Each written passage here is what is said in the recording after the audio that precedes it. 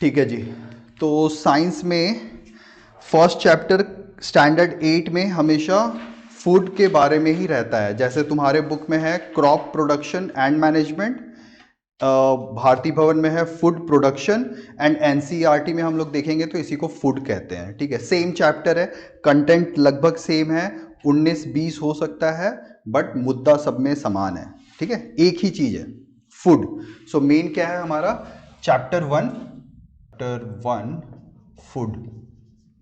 ठीक है, अब हम लोग फूड के इर्द गिर्द बात करेंगे और वही हमारा ये चैप्टर हो जाएगा कंप्लीट। ठीक है, तुम लोगों ने कभी ये सुना है क्या, कैश क्रॉप? कभी नहीं सुना cash crop? Jute, sugar cane, हाँ वो होता है, कुछ तो होता है, राइट। तो दो तरह के तुम्हारे क्रॉप्स होते हैं। एक तो होता है जो खाने के लिए हम यूज करने के लिए, जिसका हम प्रोडक्शन करते हैं, जैसे वीट, राइस, पल्सेस, ठीक है, मेज, ये सब हो गए तुम्हारे नॉर्मल क्रॉप्स हो गए। इनको हम लोग कहते हैं फूड क्रॉप्स। नॉर्मल क्रॉप्स जो हुए ये फूड क्रॉप्स कहला गए। एक होते हैं कैश क्रॉप्स, जो कि तुम केवल कमर्शियल यूज के लिए उनका प्रोडक्शन करते हो, जैसे कॉटन, कपड़ा बनाने के लिए, है ना, या फिर जूट, जूट के बोरे बनते हैं। ठीक है, तो इस तरह के जो प्रोडक्ट्स बनते हैं ना, इस तरह के जो हम लोग क्रॉप्स लगाते हैं कमर्शियल यूज के लिए, उनको हम कहते हैं कैश क्रॉप। ठीक है, तो एक तो हो गया तुम्हारा फूड क्रॉप और एक हो गया कैश क्रॉप। ये इंपॉर्टेंट वाले सबसे पहले डिस्टिंक्शन जो समझना चाहिए हम लोग को क्रॉप्स के बारे में। ठीक है, सो फूड क्रॉप्स में यदि तुमको एग्जांपल लिखना है, so you can write cereals, pulses, then wheat, rice and all these. ठीक है, कैश क्रॉप में बोलना है तो सबसे बेस्ट एग्जांपल आता है jute, cotton, even coffee, T. ठीक है, ये सब आ जाता है तुम्हारा कैश क्रॉप में।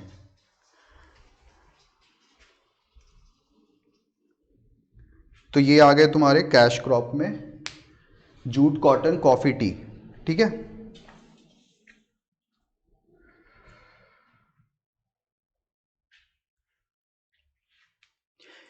इनके अलावा अब जैसे ये जो कॉफी है ना, इसकी जो खेती की जाती है, इसको हम लोग कहते हैं प्लांटेशन।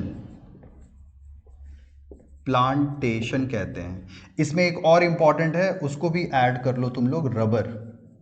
ठीक है, सो इसको और इसको जो हम लोग, इसकी जो हम लोग फार्मिंग करते हैं ना, उसको हम लोग प्लांटेशन के नाम से जानते हैं। ठीक है, coffee plantation, rubber plantation.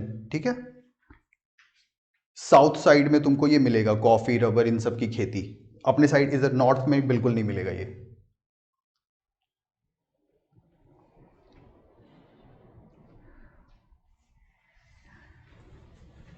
T की जो हम लोग कल्टीवेशन करते हैं उनको हम कहते हैं गार्डन। जैसे टी गार्डन, टी स्टेट कहते हैं ना, सुना होगा तुम लोगों ने, दार्जिलिंग वगैरह में होते हैं ये सब। ठीक है, तो उसको हम लोग गार्डन कहते हैं। तो बस ये एक नॉर्मल नॉलेज है, इसको रख लो कि लाइक रबर एंड कॉफ़ी के जो हम लोग कल्टीवेशन को करते हैं उसको हम लोग प्लांटेशन कहते हैं। टी का जब हम करते हैं तो उसको हम लोग गार्डन कहते हैं। दैट्स इट, इतना ही छोटा सा समझने के लिए, है ना। अच्छा, अब जब हम लोग ये समझ गए तो अब एक दूसरा इंपॉर्टेंट है, सारे प्लांट्स या सारे क्रॉप्स सभी सीजन में नहीं हो सकते हैं। ठीक है, उनका एक स्पेसिफिक सीजन है।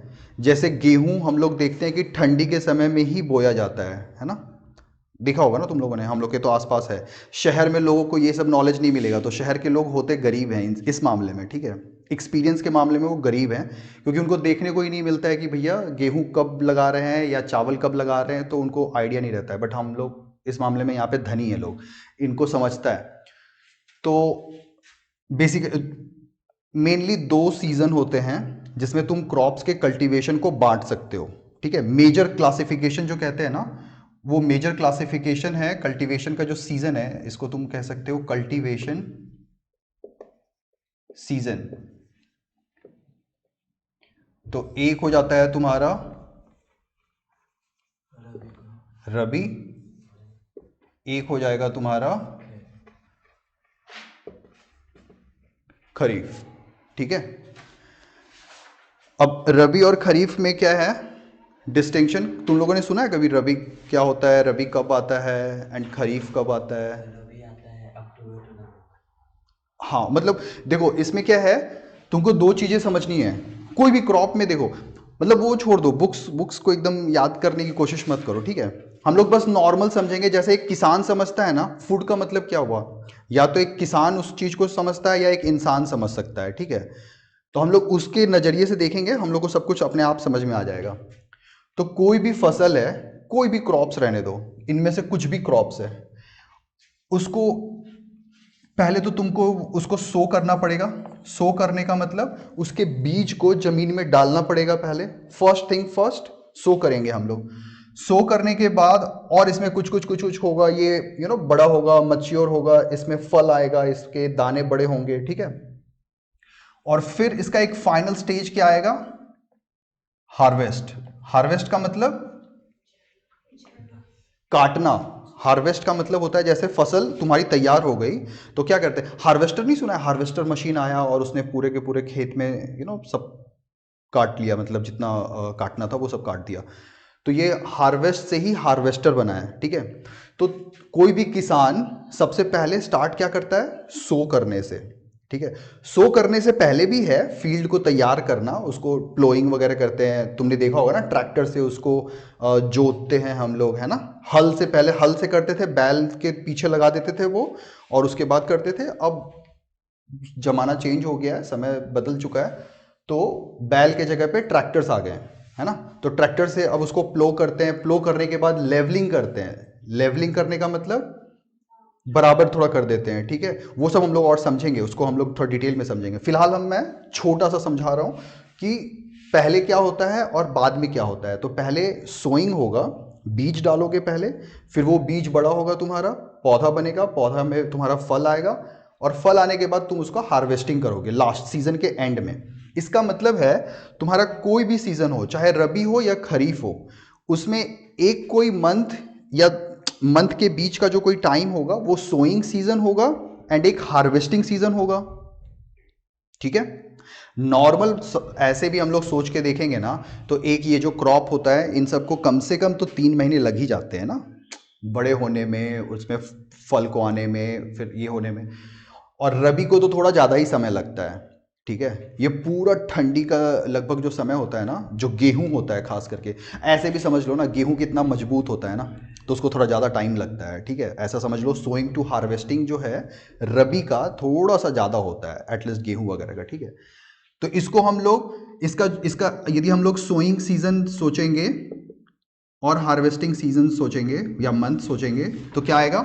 सोइंग विल बी इन लगभग अक्टूबर, अक्टूबर मतलब ठंडी स्टार्ट, ऐसा समझ लो दुर्गा पूजा के आसपास या उसके बाद सोइंग करना जरूरी है किसानों को, ठीक है। वो करते हैं। सो this is like October, you can keep in mind, ठीक है। अक्टूबर में इसको सो करेंगे रबी को, और हार्वेस्ट करेंगे हम होली के बाद। होली के बाद। तो होली जनरली हम लोगों ने क्या सीखा है, हमेशा से देखा है मार्च ऐसे ही रहता है, और मार्च अप्रैल लिख सकते हैं हार्वेस्ट को। कुछ किसान मार्च में करेंगे, कुछ किसान अप्रैल में करेंगे, जिनको जैसा यू नो और उनको कुछ करना है, खेत में और कुछ लगाना है, या फिर सीजन ऐसा हो चुका है कि उनका फल एकदम से बढ़िया पक चुका है, बन चुका है, तो वो पहले ही कर लेंगे, मार्च में कर लेंगे, ठीक है। सो रबी का हो गया सोइंग अक्टूबर में, हार्वेस्ट हो गया मार्च अप्रैल में, ठीक है। और यही हम यदि खरीफ की बात करेंगे, तो खरीफ जो है, अब देखो ये जस्ट इसके बाद ही होना चाहिए इसका सोइंग। ये जैसे ही हार्वेस्ट हो जाएगा तो फिर तो खेत खाली हो गया तुम्हारा, तो अब करेंगे क्या वो, यू नो तो वो अब लगाएंगे चावल वगैरह, ठीक है। पैडी, पैडी फील्ड समझते हो ना? पैडी, पैडी समझ रहे हो? नहीं, पैडी का मतलब ये राइस की जो खेती होती है ना, उसको, उसका जो पहला फॉर्म होता है ना, उसको हम लोग पैडी कहते हैं। जो धान, धान सुना है, हाँ हाँ। तो वो पैडी ही कहते हैं उसको हम लोग, ठीक है। तो पैडी से ही तुम्हारा राइस निकलता है, फाइनल उसमें से तुम राइस निकालते हो, ठीक है। तो paddy field is equal to rice, ऐसे समझना, ठीक है। तो इसका सोइंग, इसका मतलब है स्टार्ट कब होगा, जब इसका हार्वेस्ट हो जाएगा। खेत तो तुम्हारी खाली होनी चाहिए ना, चावल लगाओगे कहाँ पे, तो खेत खाली करोगे। खेत खाली कब होगा, जब हार्वेस्ट होगा, रबी का क्रॉप्स जब कट कट के हटेगा, तब तुम्हारा खेत खाली होगा। तब उसका तुम उसका फिर फील्ड को प्रिपेयर करोगे, फिर उसमें तुम सोइंग करोगे, जो भी करना है करोगे। तो इसका मतलब है ये जब भी होगा ना, तो मई जून में होगा। बेसिकली इसको पानी बहुत लगता है, बहुत पानी लगता है, ठीक है। तो तुमने देखा ही है ना, यहाँ पे कितना पानी किया जाता है, उसको दलदल जैसा बना दिया जाता है, और तभी उसमें पैडी को, अलग अलग। हाँ। तो ये मई जून इसलिए लगाते हैं ताकि वो स्टार्टिंग में तो खुद से कुछ पानी देते हैं, और ताकि उसके बाद बारिश हो जाए, नेचुरल बारिश हो, और उनके राइस को अच्छा एक मौका मिल जाए बड़ा होने का, मैच्योर होने का। तो ये मई जून में ये लोग सो करते हैं, और फिर इसकी हार्वेस्टिंग जो है वो कर लेते हैं ये लोग। इधर अक्टूबर में इसको सो करना था, तो इसका मतलब है इसके पहले इसको ख़त्म करना होगा हमेशा। सो अगस्त सितंबर तुम मान लो, सितंबर यहाँ पे लिख लो, नो प्रॉब्लम, कोई दिक्कत नहीं है, ठीक है। सो लगभग सितंबर तक तो इनको हटाना ही पड़ता है, राइस को ये काट के हटा लेते हैं। उससे पहले भी कट लेते हैं, लेकिन कर लेते हैं, इसी यही लगभग टाइम ड्यूरेशन होता है जब ये करते हैं। अब हम लोगों को इसमें ना कुछ कुछ क्रॉप्स, थोड़ा मोटा मोटा क्रॉप्स भी ध्यान रखना है, कि कौन से क्रॉप्स रबी में आते हैं और कौन से क्रॉप्स खरीफ में आते हैं। तो देखो हम लोग तो आंख से देख रहे हैं ना, तो तुम लोगों के लिए तो बहुत ईजी है इसको याद रखना, कि भाई साहब हमने तो देखा ठंडी में यहाँ पे गेहूं लगाया है, और अभी जैसे ही गेहूं कट जाएगा तो फिर ये लगा देंगे धान, मतलब पैडी, पैडी फील्ड बन जाएगा ये, ठीक है। तो इसका मतलब है जो रबी है, इसमें आ जाएगा तुम्हारा क्या, राइस। नहीं ना, रबी में तो वीट आएगा ना।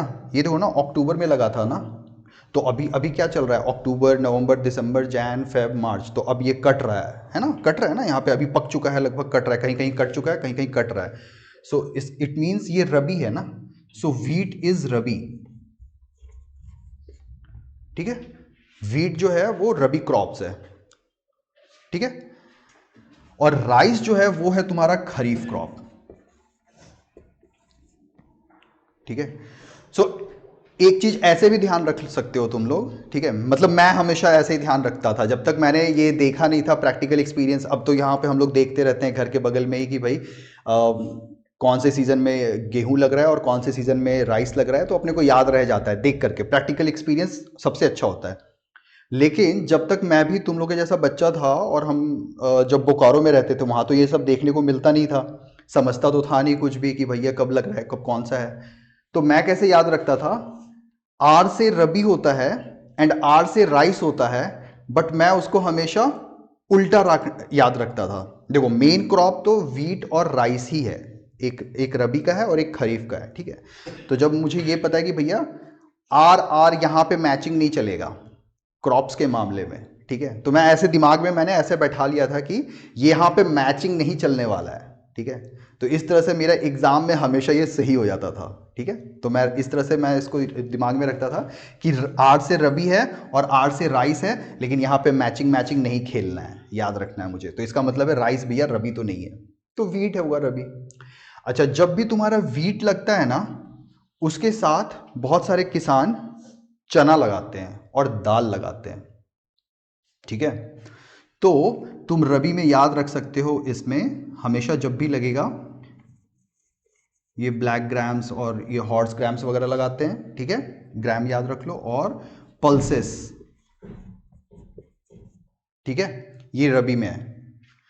गेहूं के साथ ही चना और दाल लगता है। जब भी बोला जाता है ना, क्या बोला जाता है, गेहूं दाल और चना, अच्छा फसल हो रहा है या खराब हो रहा है।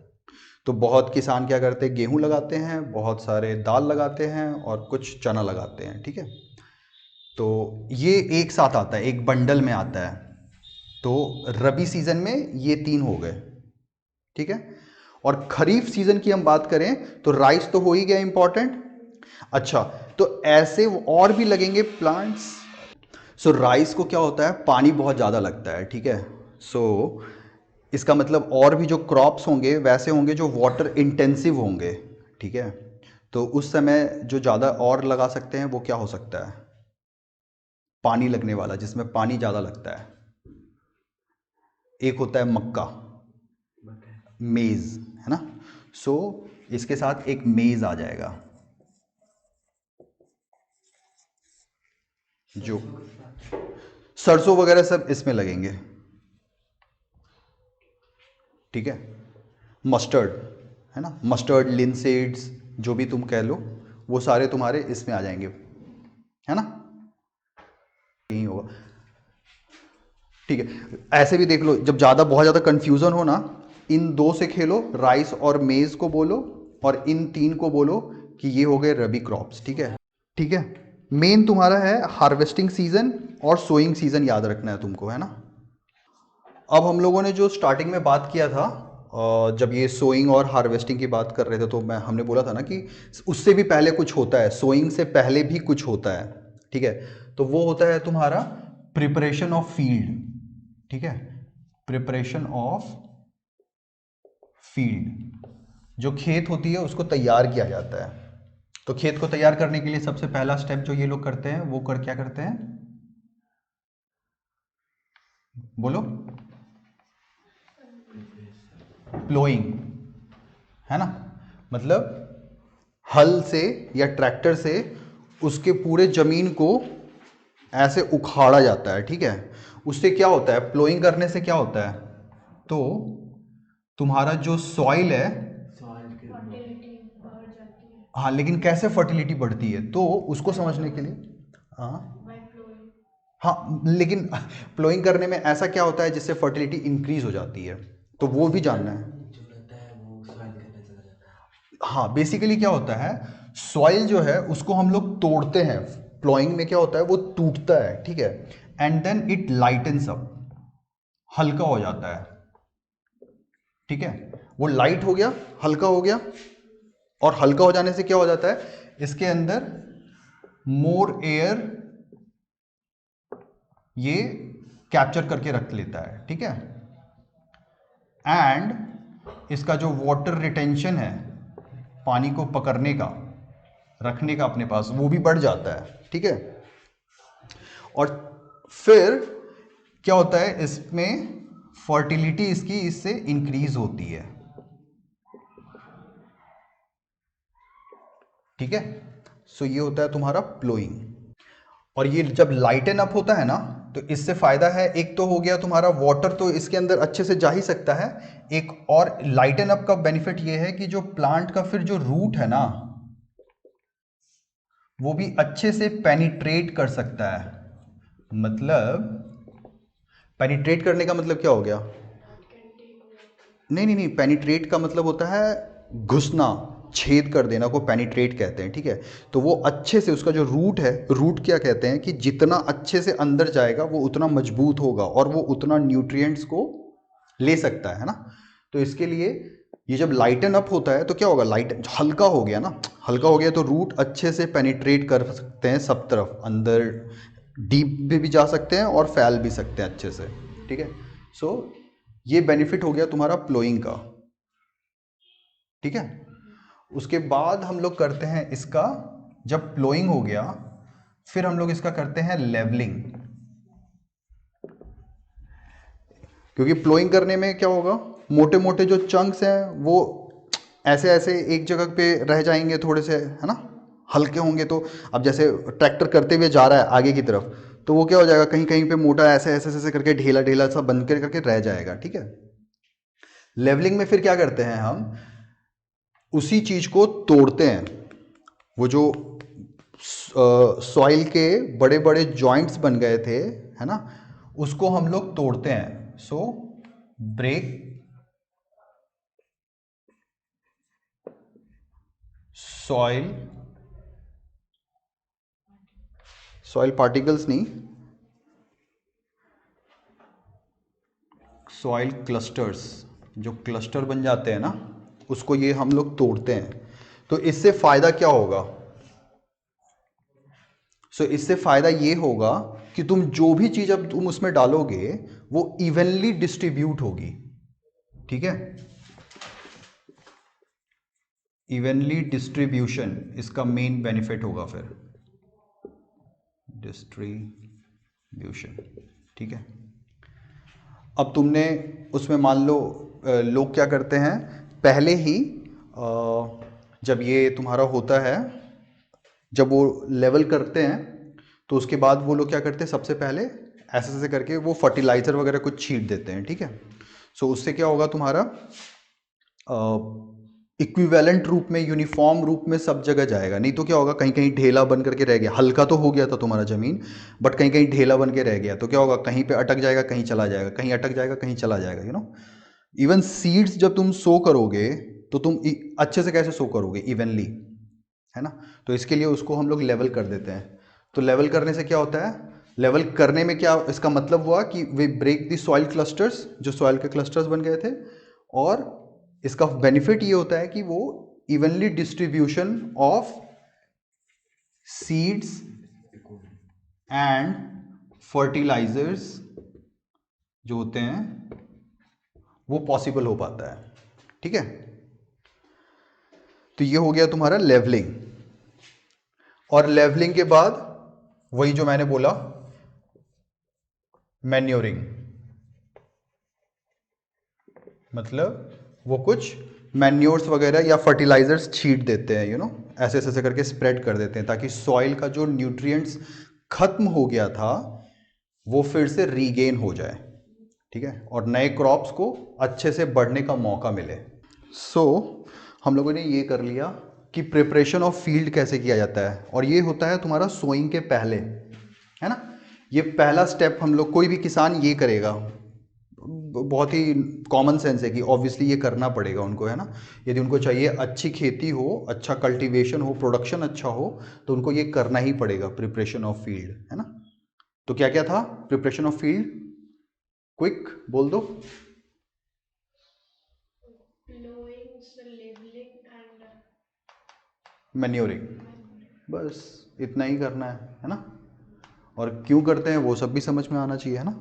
आ रहा है ना, समझ में आता है ना, वो कोई दिक्कत नहीं है ना, ठीक है। तो अब हम लोग करेंगे सोइंग सीड्स, ठीक है, मतलब सीड्स का रोपण, मतलब सीड्स को अब डालेंगे जमीन के अंदर, ठीक है। तो जो सेकंड फेज आएगा वो आएगा सोइंग ऑफ सीड्स।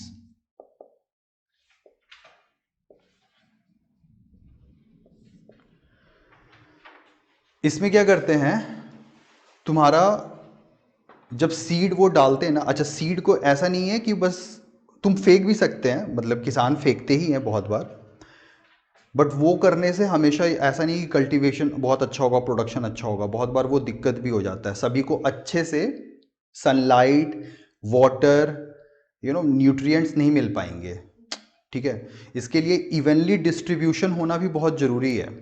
जो तुम सो कर रहे हो सीड्स को, उसमें क्या है, इवनली डिस्ट्रीब्यूशन होना जरूरी है।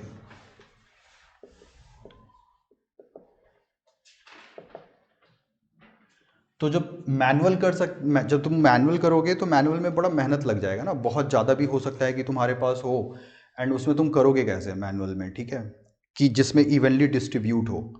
तो उसके लिए फिर मशीन्स भी आते हैं। उस मशीन से क्या है कि तुम वो ट्रैक्टर में ही पीछे लगे रहेंगे, फनल टाइप रहेगा, मतलब एक बॉक्स जैसा बना रहेगा, ठीक है।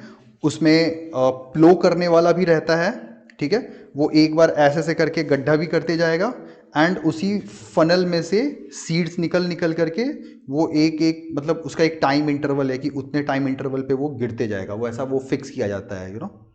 तो वो भी होता है एक टाइप। तो उसको हम लोग क्या कहते हैं, उसको हम लोग कहते हैं सीड ड्रिल, ठीक है।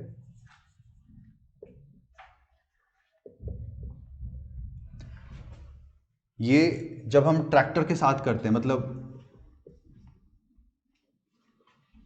ये मैकेनाइजेशन कह सकते हो, ठीक है। और इसी का जब मैनुअल रूप होता है ना, हाथ से जो करते हैं, हाथ से हम फेंकते हैं, उसको हम लोग कहते हैं ब्रॉडकास्टिंग, ब्रॉडकास्ट नहीं होता है सब जगह फैला देना, जैसे वीडियोस को हम फैलाते हैं या फिर कोई बात को हम फैलाते हैं, तो इसमें यही होता है। ब्रॉडकास्टिंग का मतलब हो जाता है सब जगह फैला देना, ठीक है। तो ठीक है, ये तुम लोगों ने देखा, इसको ऐसे करते हैं। और एक और चीज़ होता है सोइंग ऑफ सीड्स में, एक तो हो गया evenly distribution is the main point, one of the main point. वो हम लोग नॉर्मल जब ब्रॉडकास्टिंग करते हैं हाथ से फेंकते हैं, मैनुअल जब हम करते हैं ये सोइंग, तो ये पॉसिबल नहीं होता है इवनली डिस्ट्रीब्यूशन। इसके लिए हम लोग क्या करते हैं, सीड ड्रिल करते हैं, यूज़ करते हैं, जो कि ट्रैक्टर में फनल लगा रहता है और फिर वो मैकेनाइज कर देते हैं प्रोसेस को, ठीक है। मैकेनाइज में क्या होता है कि चीज़ें मशीन करती हैं, ठीक है। तो मशीन जब करती है तो वो अच्छे से करती है, उसको हम लोग वैसा ट्रेन करते हैं मशीन को कि आप ऐसे करो काम को, तो वो अच्छा से करता है। इसके साथ एक और चीज़ होता है सोइंग ऑफ सीड्स में, जो तुम लोगों ने देखा होगा धान के केस में। धान के केस में ये देखा है क्या, पहले धान लगा देते हैं किसान, उसके बीज को लगा देते हैं बेसिकली दलदल में, फिर वो थोड़ा सा बड़ा होता है, तो उसको अलग अलग करके उसको पहले वहाँ से उखाड़ लेते हैं जड़ के साथ, एंड फिर वो दूसरी जगह आ करके अच्छे से लगाते हैं फिर से। ये देखा है क्या, डिस्टेंस में। डिस्टेंस में, तो ये देखा है ना। सो इसको हम लोग क्या कहते हैं, ट्रांसप्लांटेशन।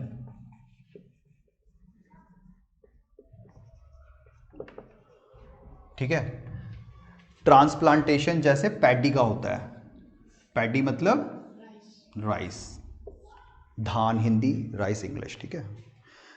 और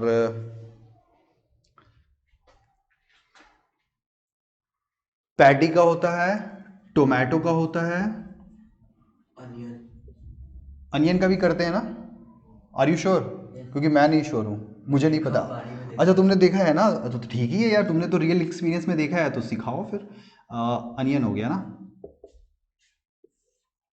ठीक है।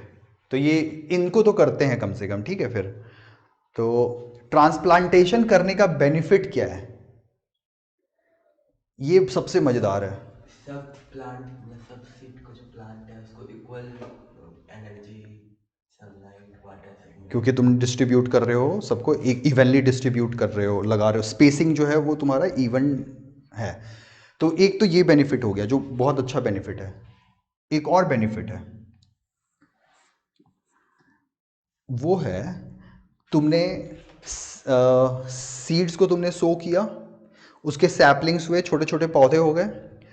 हो सकता है तुमने 100 लगाए थे, 100 में से 5 खराब हो गए।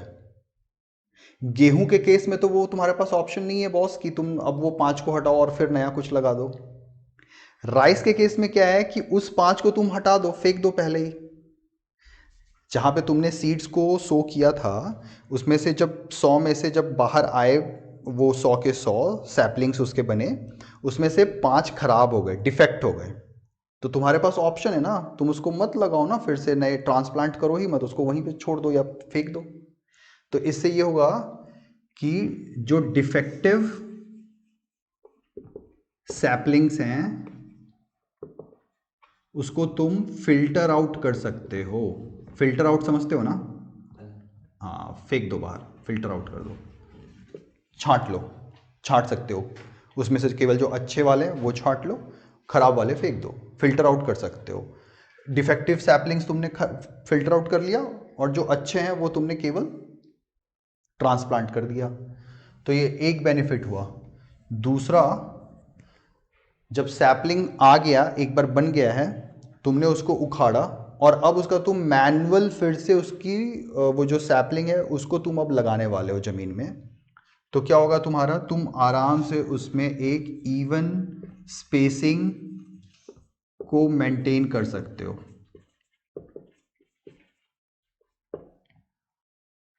ठीक है, जिससे उसको सारे न्यूट्रिएंट, सनलाइट, वाटर सब कुछ अच्छे से मिले, है ना। So this is your sowing of seeds.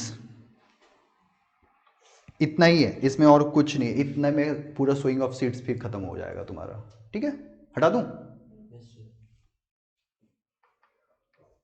अब तुम्हारा आएगा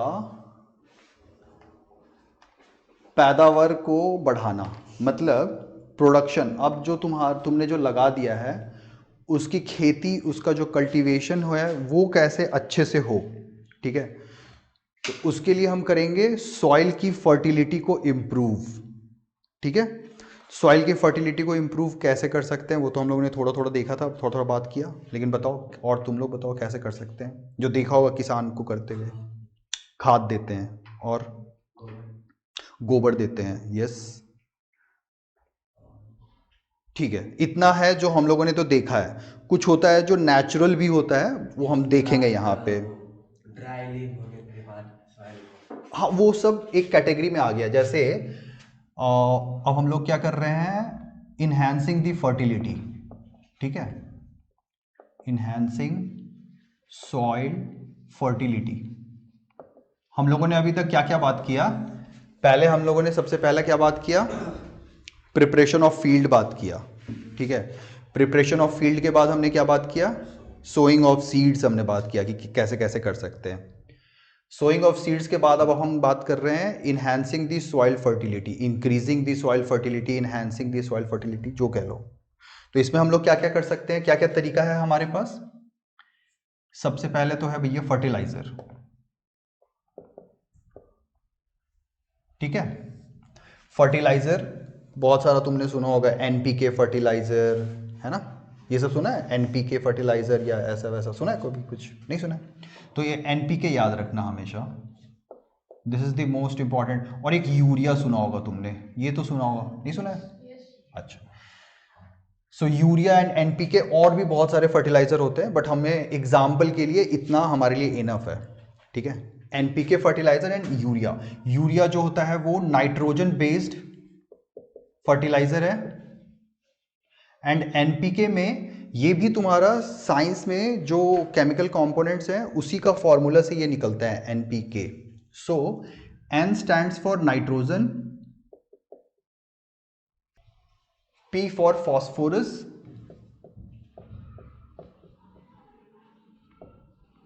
एंड के फॉर पोटेशियम, ठीक है। पोटेशियम का जो सिंबल है ना वो के है, ठीक है। तो NPK is nitrogen, phosphorus and potassium, ये तीनों मिलाकर के NPK फर्टिलाइजर बनाता है। और यूरिया जो है वो नाइट्रोजन स्पेसिफिक फर्टिलाइजर ही है, उसमें केवल नाइट्रोजन ही होता है।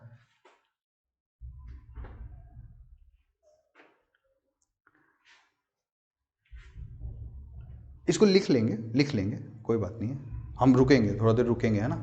तो ये हो गया, एक तो हो गया फर्टिलाइजर। दूसरा तरीका हो गया मैन्योर।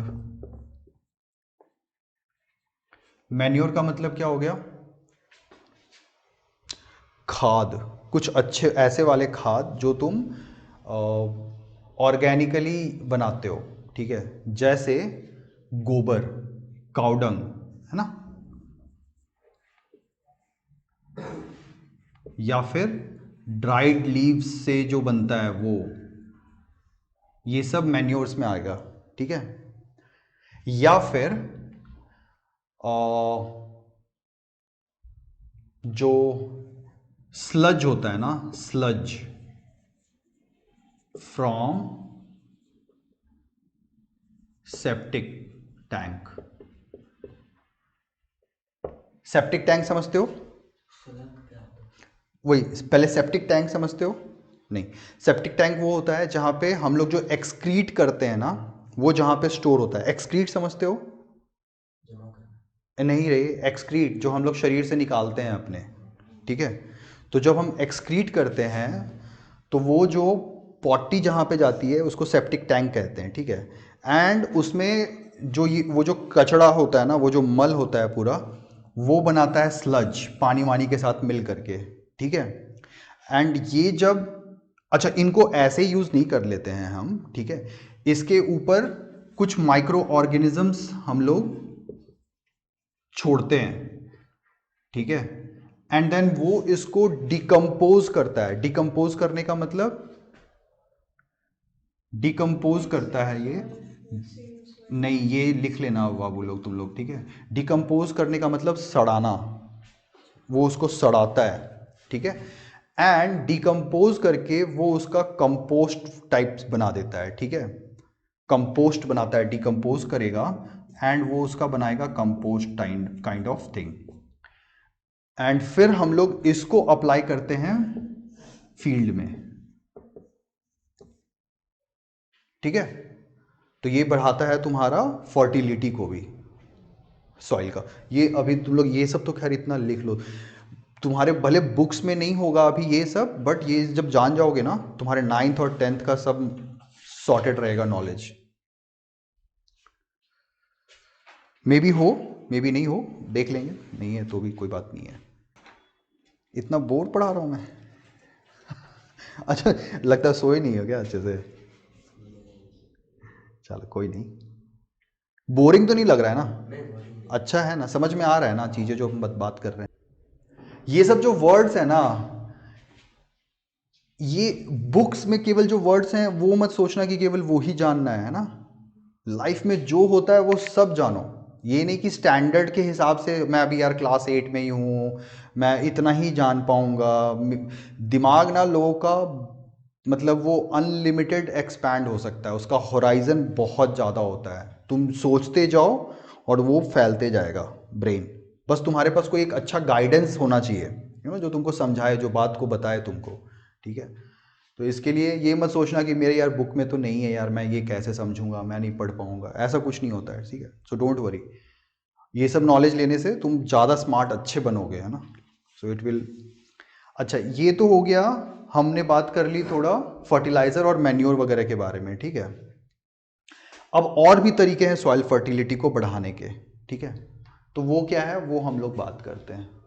ये तो हो गया कुछ ना कुछ मिला करके हम लोग उसमें डाल रहे हैं तो हो रहा है। अब कुछ ना एकदम नेचुरल तरीका। नेचुरल का मतलब क्या हो गया, मतलब कुछ चीज़ें ना नेचर के ऊपर छोड़ देनी चाहिए कि नेचर खुद से।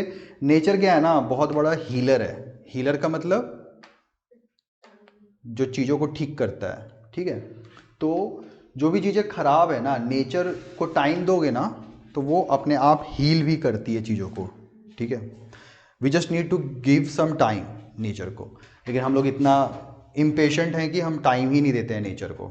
हम यूज़ करते जाते हैं नेचर को और हम लोग उसको टाइम ही नहीं देते हैं रिप्लेनिश करने के लिए, ठीक है। तो वो हमारी गलती है, हमारा लालच है जिसके कारण हम ये करते हैं। जैसे एक होता है, ये तो दो चीज़ तुम लोगों ने समझ लिया, फर्टिलाइज़र तुम लोगों ने समझ लिया और मैन्योर्स वगैरह समझ लिया। तीसरा कह लो, तीसरा पॉइंट कह लो इसको, ठीक है। सो ये होता है तुम्हारा एक तरीका फैलो लैंड। फैलो लैंड क्या होता है, खेत को खाली छोड़ देना 1 साल तक, 2 साल तक, 3 साल तक, ठीक है। इसको क्या, इससे क्या होगा, जो सॉइल है ना उसको टाइम मिलता है to, soil gets time to replenish micronutrients. Replenish का मतलब फिर से भर लेना। जैसे तुम्हारी टंकी में पानी खत्म हो गई है, तुमने उसको फिर से भर दिया ना, रिप्लेनिश कर दिया तुमने, ठीक है। तो वैसे ही सॉइल को भी हम क्या करते हैं, खाली छोड़ देते हैं, हम उस पर कुछ नहीं लगाते, कोई क्रॉप्स नहीं लगाते हैं, ठीक है। और हम उसको खुद मौका देते हैं कि आप माइक्रो ऑर्गेनिजम्स एंड जो नेचुरल प्रोसेस है उसको आप यूज़ करके क्या करिए, फिर से सॉइल को फर्टाइल बना लीजिए। और 2 साल 3 साल में जब फर्टाइल हो जाएगा तो फिर से हम क्रॉप्स लगाएंगे और फिर से हमें बम्पर प्रोडक्शन होगा। लेकिन हम लोग इतने इम्पेशेंट एंड इतने लालची हो चुके हैं कि ये तो अब नहीं होता है। सो ये केवल साइंस के बुक में रह गया अब, ठीक है। This is just bookish material, क्योंकि लोगों के पास इतना पेशेंस नहीं है। वीट कटा राइस लगाएंगे, राइस कटा वीट लगाएंगे, या कुछ भी लगाएंगे, रबी और खरीफ में जो भी है वो लगाते रहेंगे, लगाते रहेंगे, लगाते रहेंगे। मान लो बीच का थोड़ा टाइम मिल भी गया उनको, जैसे अभी वाला टाइम कुछ मिलेगा भी, तो वो सब्जी लगा देंगे, उसको खाली नहीं छोड़ते हैं, ताकि कुछ तो उससे आ जाए हमें, मॉनेटरी बेनिफिट आ जाए। मॉनेटरी मतलब पैसा आ जाए, ठीक है। तो ये, लेकिन this is one of the most important thing जो साइंस कहता है। सो साइंस का कहना है आप लैंड को यदि फैलो छोड़ते हो, फैलो लैंड मतलब खाली छोड़ दीजिए, ठीक है। फैलो लैंड यदि आपने कर दिया, रख दिया, तो वो रिप्लेनिश करता है अपना माइक्रो न्यूट्रिएंट्स को खुद। एक ये तरीका है। एक तरीका है क्रॉप रोटेशन। क्रॉप रोटेशन का मतलब क्या हो रहा है? सोचो, रोटेशन का मतलब क्या हुआ? to transport crop. ट्रांसपोर्ट नहीं बेटा, rotation, rotation, this is rotation ना, सी साइकिल। है ना, साइकिल है। यस, साइकिल, साइकिल भी तो रोटेट करती है। रोटेशन का मतलब ही होता है अपने एक एक फिक्स्ड एक्सिस पे घूमना, है ना, जैसे अर्थ अपनी जगह पे घूम रही है, ठीक है। सो रोटेशन का मतलब घूमना, फिलहाल यहां पे हम लोग घूमना रखते हैं। इसका मतलब है, साइंस कहता है कि हमें एक ही क्रॉप को बार बार बार बार नहीं लगाना चाहिए। We need to cycle it. मतलब कभी आप राइस लगा लीजिए, उसके बाद आप कभी दाल लगा लीजिए, फिर दाल लगाने के बाद फिर आप व्हीट लगा लीजिए, यू नो। तो इससे क्या होगा आपका, क्यों ऐसा क्यों बोलता है साइंस? साइंस के बोलने के पीछे भी कुछ कारण होना चाहिए, लॉजिक होना चाहिए। तो ये जो पैडी है ना एंड व्हीट है, ये सबसे इंटेंसिव है, मोस्ट इंटेंसिव, या ऐसे नहीं, मोस्ट न्यूट्रिएंट इंटेंसिव,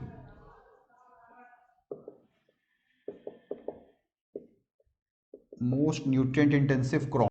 सो ये मोस्ट न्यूट्रिएंट इंटेंसिव क्रॉप का मतलब क्या हुआ पता है? मोस्ट न्यूट्रिएंट मतलब जो ज़्यादा देता हो। देता नहीं है, लेता है सॉइल से। ये तुम्हारे सॉइल को ना एकदम बंजर छोड़ के जाता है। जब तुम गेहूं लगाते हो, जब तुमने सो किया एंड जब तुमने हार्वेस्ट किया, उसके बाद ये जमीन में कुछ छोड़ता ही नहीं है। तो क्या होगा उसके बाद, जब तुम कुछ लगाओगे तो क्या होगा, वो खराब हो जाना है क्रॉप। लेकिन वो तुम खराब होने नहीं देना चाहोगे, तो तुम क्या करोगे, उसमें केमिकल फर्टिलाइजर, एनपीके यूरिया तुम बहुत डालोगे, उसमें डालते हैं ना। और वो क्या करेगा, तुम्हारा सॉइल को तो खराब करता ही है, उसके साथ साथ तुम्हारे वाटर को भी खराब करता है। ये सब पता है? वाटर पॉल्यूशन जो होता है वो इस सॉइल के अंदर वाले वाटर को, वो अंडरग्राउंड वाटर को तो करता ही है, सीपेज उसमें जाएगा ही और उसको तो करेगा ही। इवन तुम्हारे लेक्स, रिवर्स, ये बह करके अब जब बारिश होगा तो खेतों से कहाँ जाएगा? खेत की मिट्टी भी तो जाती है ना नदी में, नाले में। पहले नाले में जाएगी, फिर नदी में जाएगी, फिर समंदर में जाएगी। तो फिर ये केमिकल्स को वहाँ पे लेकर के जाती है। तो हम जो पानी भी पीते हैं उसमें भी ये केमिकल आता है, और जो कैंसर सबसे ज़्यादा होता है, ठीक है। सो मैं ये कह रहा हूँ कि ये जो पैडी एंड वीट जैसे जो क्रॉप्स होते हैं, ये बहुत ज़्यादा न्यूट्रिएंट इंटेंसिव होते हैं, ठीक है। तो इसी को रोकने के लिए हमें क्या करना चाहिए, कभी पैडी को आप लगाया, उसके बाद ऐसे क्रॉप को लगाइए जो इतने न्यूट्रिएंट इंटेंसिव नहीं है। जैसे जैसे पल्सेस, ठीक है। पल्सेस न्यूट्रिएंट इंटेंसिव नहीं है उतने, और ये क्या करते हैं, इनका जो रूट्स है ना, ये बड़ा फायदेमंद चीज होता है। ये कैसे फायदेमंद होता है, तो ये इसको हम लोग कहते हैं, इनको लेग्यूमिनियस प्लांट्स, ठीक है। जो दाल होते हैं, दाल की जो खेती होती है ना, दाल, अरहर दाल, मसूर दाल, उन सबको हम कहते हैं लेगुमिनियस प्लांट्स, ठीक है। इनके जो रूट्स होते हैं, जड़, इन जड़ में होता है एक बैक्टीरिया,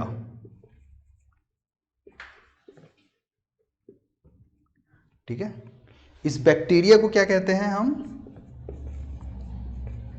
राइजोबियम बैक्टीरिया, ठीक है। ये राइजोबियम बैक्टीरिया क्या करता है, ये नाइट्रोजन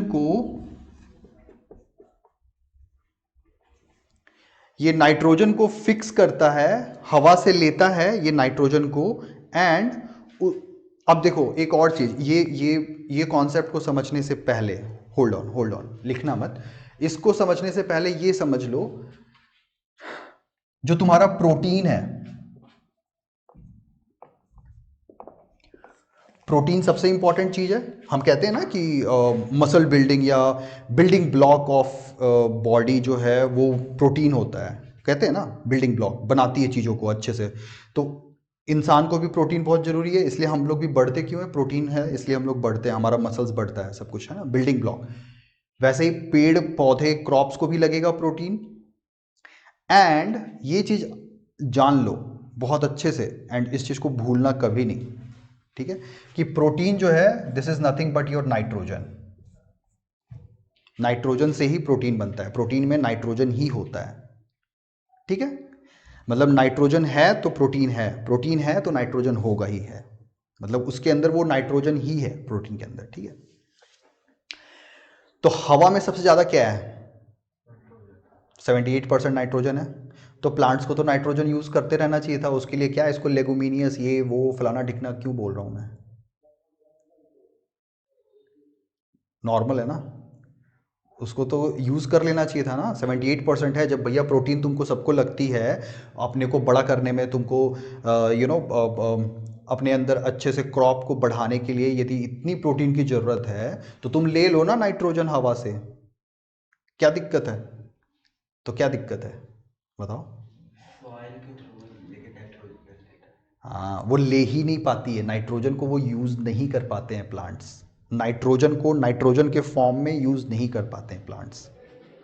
सो प्लांट्स, कोई भी प्लांट्स को प्रोटीन या नाइट्रोजन, प्रोटीन तो क्या नाइट्रोजन यूज करने के लिए इस नाइट्रोजन को पहले बनवाना पड़ता है नाइट्रेट, ठीक है, या नाइट्राइट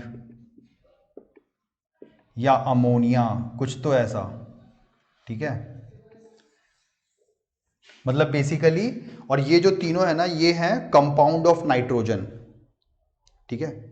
तो जब ये बनेंगे ना तभी जाकर के प्लांट्स इनको यूज कर पाती है और फिर प्रोटीन को बनाती है, और वो अपने आप फिर बढ़ती है, वो अपना बिल्डिंग ब्लॉक यूज करके वो बढ़ती है। डन है, उसको लिख लेना, वो जो तुमने ऐसे किया ना उसको लिख लेना, कंपाउंड्स ऑफ नाइट्रोजन है, मतलब कंपाउंड का मतलब क्या हो गया, कुछ ना कुछ अलग एक फॉर्म है नाइट्रोजन का जिसमें नाइट्रोजन भी मिला हुआ है, ठीक है। कंपाउंड उसी को हम कहते हैं ना।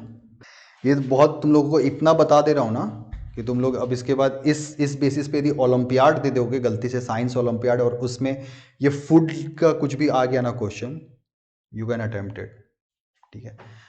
तो ठीक है, अब हाँ, तो अभी हम यहाँ पे थे, राइजोबियम नाइट्रोजन को लेता है, पकड़ता है एयर से, एंड इस नाइट्रोजन का वो क्या करेगा, ये यूज होने के लिए क्या करेगा, कुछ भी एक कंपाउंड बनाएगा नाइट्रोजन का, इनमें से कुछ भी एक बनाएगा कंपाउंड, बेसिकली नाइट्रेट बना लेता है ये इसका, ठीक है। ये इसका राइजोबियम जो है वो नाइट्रेट बनाता है, एंड ये नाइट्रेट यूज कर पाते हैं प्लांट्स, एंड उनके लिए मस्त हो जाता है वो काम, है ना, उसको फिर यूज करके वो बढ़ते हैं, फलते हैं और फूलते हैं, है ना। तो इसके लिए कहा जाता है कि क्रॉप रोटेशन जरूरी है। जैसे आप चावल और गेहूं के बीच में पल्सेस वगैरह, ग्राम्स वगैरह को जरूर लगाइए, क्यों, क्योंकि ये कौन से प्लांट्स होते हैं, लेगुमिनियस प्लांट्स होते हैं, एंड लेगुमिनियस प्लांट्स में क्या होता है बेनिफिट, उनके रूट्स में होता है राइजोबियम बैक्टीरिया, है ना, जो कि नाइट्रोजन को यूज करते हैं और उसका नाइट्रेट बनाते हैं, एंड वो पास ऑन करते हैं इन सबको प्लांट्स को फिर से, ठीक है, ऑल गुड। उसके साथ साथ एक और इम्पॉर्टेंट चीज जानना जरूरी है हम लोगों को, कि ये जब तक खुद जिंदा रहते हैं तब तक तो खुद यूज करते ही हैं नाइट्रोजन को, इसके अलावा जब वो मर जाते हैं, जब मतलब खत्म हो गया, हार्वेस्ट हो गया, हार्वेस्ट कर लिया तो फिर उसके केवल मतलब वो प्लांट ही केवल रह गया, उसके अंदर का जो फल था वो तो तुमने निकाल लिया, हार्वेस्ट कर लिया, है ना। तो उसे साइंस कहता है कि उसे आप हटाइए मत खेत से, उसको खेत में ही आप रहने दीजिए, वहां पे ही उसको डिकम्पोज होने दीजिए, सड़ने दीजिए, क्यों, क्योंकि इसके जो रूट्स में नाइट्रोजन जो फिक्स किया था ना नाइट्रेट के रूप में इन्होंने, राइजोबियम ने, वो रूट्स में ही रहता है, रह जाता है रूट्स में, ठीक है, वो कहाँ पे रहता है तुमने कभी ऐसा देखना, जहाँ पे भी कोई लेगुमिनियस प्लांट अब तुम लोग को दिखे, पल्स वल्स का, ठीक है, या चना का, वहाँ उसका ना, उसका एक जो उसका पौधा है ना, उसको पूरा जड़ के साथ अच्छे से उखाड़ लेना, ठीक है। जब उखाड़ोगे तो उसका जो रूट्स है ना, उसके रूट्स में तुमको बल्ज दिखेगा, मतलब ऐसे गोल गोल गोल गोल गोल गोल दिखेगा। मिट्टी का। मिट्टी का नहीं रे, वो रूट्स ही अपने आप में ऐसे मोटा हो गया रहेगा, समझे, बीच बीच में। तो वो वही होता है, राइजोबियम बैक्टीरिया वहाँ पे नाइट्रोजन का टैंक बना के रखता है। तो जब तक उनको जरूरत होती है तब तक तो वो वहाँ से यूज़ करते हैं प्लांट्स जो हैं। जब वो ख़त्म भी हो गए, हार्वेस्ट हो गया, तो भी वो तो जो बचा खुचा है वो तो वहाँ पे ही रह गया है ना। सो यदि तुमने उसको खेत में रख दिया एंड उसी के ऊपर ट्रैक्टर चला दिया, तो उसके बाद जो प्लांट्स तुम लगाओगे उनको नाइट्रोजन बाय डिफॉल्ट मिल जाएगा, है ना। तो इसके लिए कहते हैं crop rotation is very good, ठीक है। एंड इन प्लांट्स को उसी में रहने देना चाहिए, हटाना नहीं चाहिए। अच्छा, ये जो चीज़ होती है ना, एक और लास्ट आज का लेक्चर खत्म करने से पहले हम लोग ये समझ लेते हैं, ये जो राइजोबियम बैक्टीरिया लेगुमिनियस प्लांट्स में रहते हैं, इसको हम लोग एक नाम से जानते हैं। किस नाम से जानते हैं? इस प्रोसेस को क्या कहते हैं पता है क्या साइंस में? सिम्बायोसिस,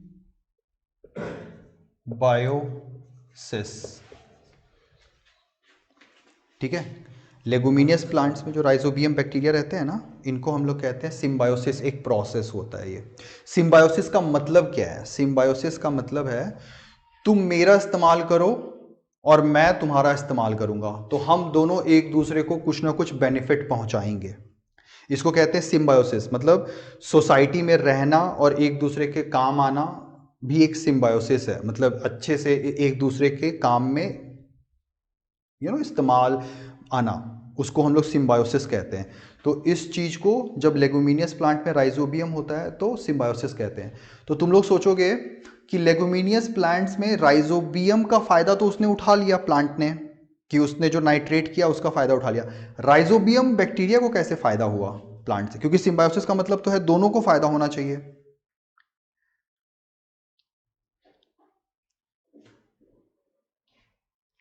उसको घर मिल गया, राइजोबियम बैक्टीरिया को घर मिल गया इसके रूट में ना। उसके लिए घर भी तो, घर तो सबसे इंपॉर्टेंट चीज़ है ना किसी भी जीव जंतु के लिए। तो उसको घर मिल गया, प्लस उसको वाटर मिल जाता है जब भी, क्योंकि रूट्स तो वाटर खींचते हैं, एब्जॉर्ब करते हैं। एंड बैक्टीरिया को जब पानी पीने की जरूरत होती है या जब उसको प्यास लगती होगी तो वो वाटर यूज़ करता है, ठीक है। सो ये इसको सिम्बियोसिस या सिम्बायोटिक रिलेशनशिप कहते हैं, है ना। सो ये जो इन दोनों का रिलेशन है इसको हम लोग कह सकते हैं सिम्बायोटिक